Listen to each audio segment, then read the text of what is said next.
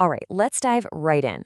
We're talking about a massive, fundamental reset that's happening right now in India's job market. And it's a really fascinating story, one that starts with a pretty serious crisis, but ends with this incredible wave of forced and sometimes brilliant innovation. I want you to just think about this for a second. What happens when you do everything you're supposed to do? You get the degree, you learn the skills, but then the career path you were banking on, the one you were promised, just evaporates. For millions of young people in India, this isn't some hypothetical question. It's their reality right now. So, what is actually going on? Because if you follow the news, you hear two completely different stories. On one side, you've got this narrative of a booming, unstoppable economy. But on the other, you hear these constant whispers of a deep, painful jobs crisis. The truth, as always, is in the data. You just have to know where to look. And this is where it all gets a bit confusing. It's a tale of two data sets, really. The official government numbers, they paint a pretty rosy picture, showing a low unemployment rate of around 5.1%. But then you look at independent data from a group called CMIE, and they put the number much higher, around 7.2%. So what gives? Well, that big gap suggests the official numbers might be missing the real story, maybe by counting unstable, low-paying gigs as full employment. But if you really want to see the scale of the problem, look at this number, 44.5%. That is the estimated unemployment rate for Indians between 20 and 24 years old. Just let that sink in for a moment. Nearly half of the country's young, educated people cannot find a job. This isn't just a challenge, it is a full-blown crisis for an entire generation. So how on earth did we get here? Well, this wasn't caused by just one thing. It's more like a perfect storm. A whole bunch of different economic forces all hitting at the exact same time and completely resetting what it means to have a job in India. Okay, first factor, the money tap got turned off. The so-called funding winter saw a 25% drop in cash flowing to startups. But the really critical part is that seed stage funding, that's the money for brand new companies, the ones that create new jobs, it fell by 23%. With no money coming in, startups had to hit the brakes on hiring. It became all about survival, not growth. At the very same time, the old reliable job engine, India's massive IT services sector, it just stalled. Automation started taking over the entry-level jobs, and suddenly there was a huge surplus of tech talent. This created what you could call a hydraulic pressure, literally squeezing highly skilled people out of the formal corporate world with nowhere else to go. And where do all those people go? Well, here's your answer. Into the gig economy. By 2030, India's gig workforce is projected to be 23.5 million people. That is a massive shift, and it's happening out of pure necessity. So you see, this perfect storm isn't just creating unemployment, it's creating an entirely new kind of founder. Meet the reluctant entrepreneur.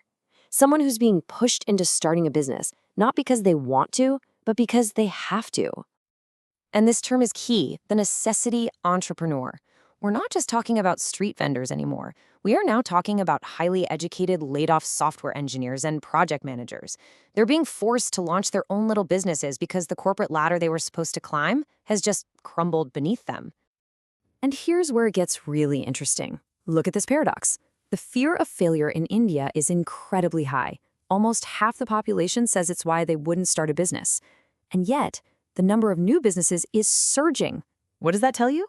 It proves that for a huge number of people, the fear of unemployment has actually become greater than their fear of failure. This is what some are calling the laid-off to founder pipeline. There was this viral story that just captured it perfectly. A tech worker got laid off and started delivering for Swiggy just to pay the bills while he looked for another job. It's the perfect snapshot of this moment. Pure survival is becoming the mother of all invention. But here's the thing, this new wave of founders isn't just surviving, they're actually writing a whole new playbook for success. They're creating these lean, really clever business models to navigate this reset, and in some cases, they're building incredible lives for themselves on their own terms. One of the key strategies is something called the Productized Service model. It's pretty smart. Instead of billing by the hour, you package your skill, say graphic design or writing, into a fixed price monthly subscription. This gives you predictable income, and this is the brilliant part, it lets you target clients in the US or Europe. You earn in dollars, but you live on rupees. That's a game changer. So how do you find those clients without a big marketing budget? Through a movement called Build in Public. Founders go on platforms like X and share everything: their revenue numbers, like this person celebrating 5K a month, their mistakes, their whole process. This kind of radical honesty builds a community, it builds trust, and it becomes the best marketing they could ever ask for. Now, at the very heart of this whole transformation is AI, and it's playing this fascinating double role. On one hand, it's the great displacer. It's automating the exact jobs that caused many of these layoffs in the first place. But on the other hand, it's also the great enabler. AI is giving a single person the power of an entire team. One solopreneur can now do the work of a whole agency, becoming this kind of one-person super agency. Of course, a change this fast and this chaotic, it doesn't happen smoothly. The system is definitely showing signs of strain. We're seeing a lot of legal confusion and, just as importantly, a very real human cost for the people at the center of this shift. I mean, just look at the policy side of things. It's a mess. The central government has a plan for gig workers, but it's been really slow to get going. So you have states like Karnataka and Telangana jumping ahead and creating their own rules. The result is what you could call federalist friction, a confusing patchwork quilt of laws that makes life a nightmare for everyone involved. And then there's the human cost. Let's run through a few numbers quickly.